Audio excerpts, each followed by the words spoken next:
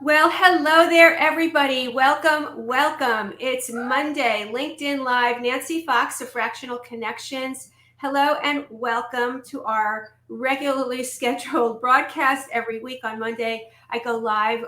We talk about all things fractional on this live broadcast, and I'm so excited because today I think many of you know that I am a niche marketing evangelist. And I keep talking about niche marketing, and very people have a lot of opinions about that, but it works. And today I have a very special guest. I have Adam Knihtila with me today, who is CFO Adam to most of you.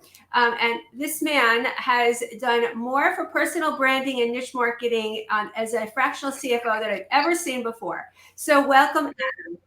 Thank you for having me. I'm so happy to have you. We met through LinkedIn, of course, networking, and I don't know how we found each other, but I guess at some point or other, most fractionals sort of either they find me or I find them, and I started following your posts, which are definitely unique. So I want to ask you first, and first of all, everybody notice Adam's green bow tie, which I always notice he's always wearing it, and it's definitely part of your personal brand. Well, I'm going to talk to you more about your personal brand, but also I want to have a lot of questions about your niche direction. So the first question I have, Adam, is what's your fractional journey? How did you become a fractional CFO? Yeah, so from 2014 to the end of 2019, I had my own accounting practice. So I was working with small businesses, doing taxes, bookkeeping, payroll. And in 2019, I was stuck. I was literally burnt out. If I never saw QuickBooks again, it would have been the greatest day of my life. I can get that.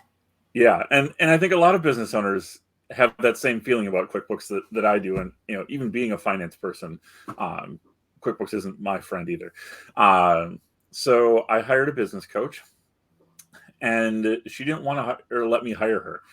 So luckily I wore her down, and she was like, okay, we'll work together. But she's like, I've never worked with an accountant before, so I don't know exactly how this is going to go. But if you want to do this badly enough, we'll go through it. And I was like, Why I didn't don't she need wait? I you. have a question. Why didn't she want you to? Why wouldn't she let you hire her? What was her So she'd limitation? never worked with an accountant before. So her niche was she was the business coach to business coaches. So people that were just starting as a business coach, she worked with a lot of them to help them set up their processes, things like that. And where I was coming in is I didn't have a problem with the operational side. I had a problem with the mental side. So I was stuck and I couldn't see the forest for the trees. And I found her on LinkedIn, and just her posts and her energy, and I could see that she had gotten past those hurdles. I was like, well, she's already gotten past them, so she knows how to get past them. So that was what I was looking for. Is I was looking for someone to help me get past those mental barriers and those mental hurdles that I had to move forward. And in the second conversation we had, she asked me to list out all the different things I did in my business. So I was like, okay, well, I do bookkeeping and taxes and payroll and tax planning and financial strategy, and just on and on from there. She's like, okay, now take all of those things and split them into two columns. One, all the things you love, and the other, all the things you hate. And so I started listing them out. And I was like, on the love side, I'm like, I love financial strategy and helping businesses grow and tax planning and kind of all those higher level activities. And on the other side, again, if I never had to see QuickBooks again, run anyone's payroll, those are all tasks that I hate to do. And she was like, okay, well, now what you need to do is stop being an accountant for businesses and doing their taxes, bookkeeping, and payroll, and you need to become a fractional CFO for businesses and handle all of those higher level activities, the strategy, the budgeting, the forecasting, the creation of ideas, more so than the tracking of dollars and cents. Perfect. It's amazing. See, that's the thing. So I want to underscore what I heard here is interesting. Um, and this is something that I want to underscore. I know we're talking about niche marketing today, but I want everybody to hear how Adam made a selection of somebody that he hired, because Adam, what you did was the problem that was at the forefront for you was not how to get clients or how to get referrals. You had a mind shift that you needed to make. And so the assumption that most advisors or service providers make is that they know what their potential clients want. You have to dig deeper to find out what those migraine headache, I call them the 10 migraine headaches. Your migraine headache was you needed to make a mental shift first. You had to let go of everything that you knew in the accounting space and transform. You had to transform your identity in the world, right? Awesome. Yeah, Really exactly. great. So good coaching. And notice that, she didn't even work in your niche, but it worked because you were able to find each other. Think about how much better it would have been if she had said, I work with people who are making a mindset shift, from, right? See what I'm saying? Okay. But that was made. So now what happened? Then what happened? Right. So used a business broker, sold the accounting practice. Really? Yep. So that closed basically January 1st, 2020. Was it hard? Was it hard to sell it, or was it easy? It turned out to be very easy. And that is not the norm. And especially with a service-based business where I was the business, I brought in every single client. I did all of the client work. I did everything.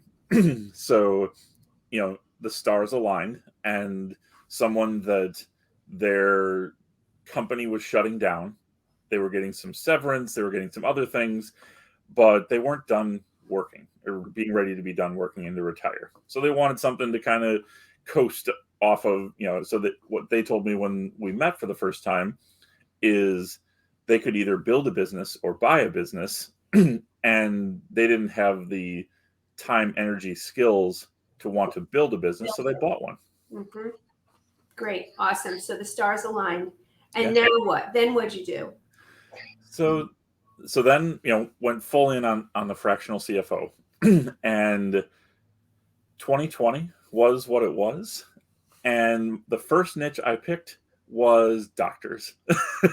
2020 was a very interesting year for doctors because either they were essential and so they were crazy busy, or they were deemed non-essential and so they were closed.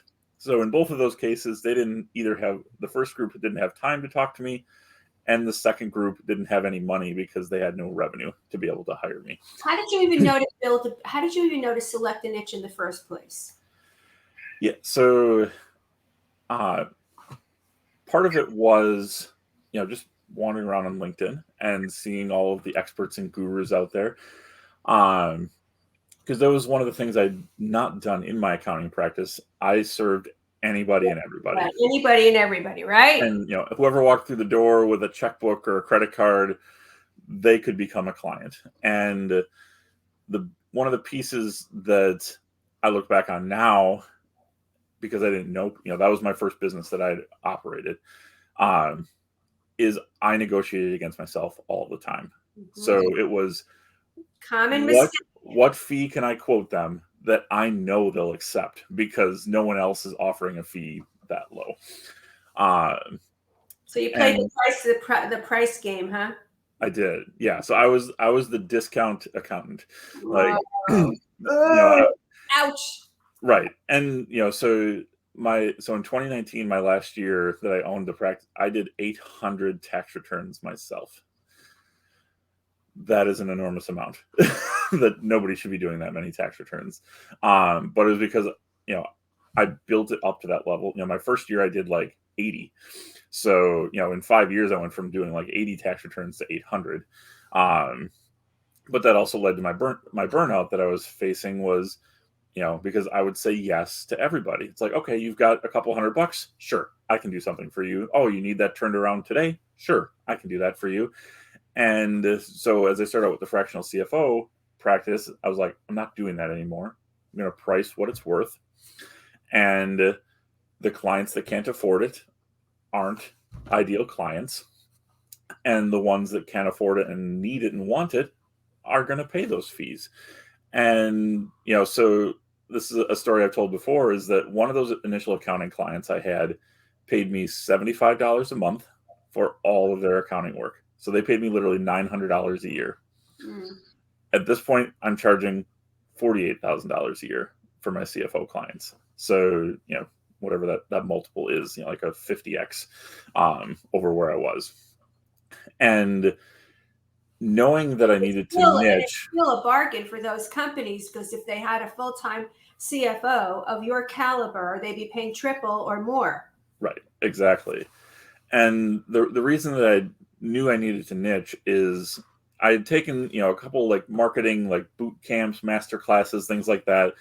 And that was basically one of the pieces of advice in there was, pick a niche and just go with it so that all your messaging aligns, you're speaking to someone instead of to everyone.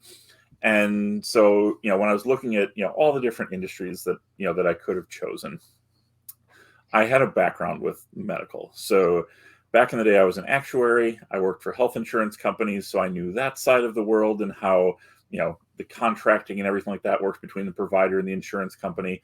And then when I had the accounting practice, I had several doctors as clients. So I was doing their books and taxes. And so I was like, okay, I get kind of like, I understand the whole spectrum of what they deal with. So I can speak to them on all of that kind of stuff. And on top of that, doctors make good money. And so they can afford the fees that I'm charging at this point. Well, obviously 2020 threw its own, giant curveball. So unniched and kind of went back to more of the generic, like, I'm a fractional CFO, I can work with anyone. That didn't work at all because I wasn't talking to anybody in particular. Then I tried to use the terminology from the book Traction and the Entrepreneurial Operating System of integrators and visionaries. I'm very much an integrator. So tried that for a little while, but that didn't really catch on either. And then about a year and a half ago, I had a couple referrals from my LinkedIn network. Both happened to be marketing agencies. So, met with them. They decided to hire me. So I was like, okay, obviously something about what I'm talking about here is working. So this is the new niche. So redid the website, redid all my messaging, all my content to focus on that, and went after it. And within a couple of months, 2 more signed on. So I was like, okay, this is working. The messaging is working. The client is understanding what I'm offering to them. And they want it. The more important thing is they understand it, but they're hungering for it. Yeah. It's the hunger factor in a niche is very important. And I don't think a lot of people realize that. I think you can pick a niche like doctors, but if they're not hungry for it, what's the point? You got to find very hungry people so that you can feed them exactly the morsels they want. Right. Exactly. And they're, because, and a lot of these marketing agency owners are creatives. Yes. And the furthest thing from any creative's mind is the finances. So I bring in that nice combination. That's amazing. So many business owners get into business for the product or services that they love and hate the finances, which is really the heart and soul of the business. And you love it. So you're a great partner for them. It's really, so what would you say, this is a really fascinating conversation, because I do not think that many fractional CFOs think strategically the way you do. And it is a big, all they do is they pitch their services at people and they all sound the same. And what would you say to them, given that you've gone through this journey now? Yeah, the biggest piece is it's that empathy and knowing that they're doing the best they can with the skill set they have and the time that they have to be able to give to it. And because what they're doing isn't, they don't have a financial background in a lot of cases. They don't, know QuickBooks that well in a lot of cases, but they're doing the best they can with it, and meeting them there and saying, okay, perfect. you've got this baseline understanding. Fabulous. I'm going to complement that. I'm going to build upon that, and I'm going to reframe things a lot. So instead of looking at all these things straight on, we're going to tilt to the side like 5 or 10 degrees and look at it like this. And you're going to see a whole different view of your finances. You're going to see a whole different view of what's actually driving profit for you. And that's going to make you able to make better decisions at the end of the day. And so when you decided to focus on the niche of marketing agencies, how did it actually play out in your own marketing, in your own business development efforts? What did you actually do with that awareness and that decision? Yeah, the biggest piece is when I'm making, we'll call them outbound, like LinkedIn connection requests and things like that. That's the focus. So, at this point, probably 8 out of 10 of the people that I connect with on LinkedIn are marketing agency owners or, co-owners, partners, etc. Because those are the people I want to speak to. Now, am I still going to connect with other people? Absolutely. Because, the people that referred me, those initial couple agencies, one was a financial advisor, one was a virtual assistant. So, there's things like that where still having that network of other professionals there makes a difference. And having that network to be able to say, hey, oh, you need one of these? Oh, talk to CFO Adam. And, that's a piece that I think a lot of people miss is like, oh, I'm only going to connect with my niche. I'm not going to connect with anyone else because they're not ever going to be a client of mine and there's no way that they can help me. And the opposite is the absolute truth. But the thing is, you have to educate your referral circle about what to listen for and what to look for. So very interesting that you're saying this, and you brought it up.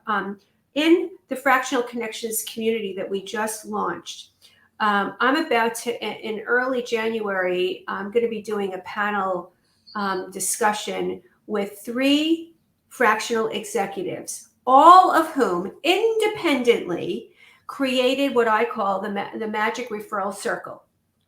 And the magic referral circle are all the people that for example, that your marketing agency business owners go to first to get help.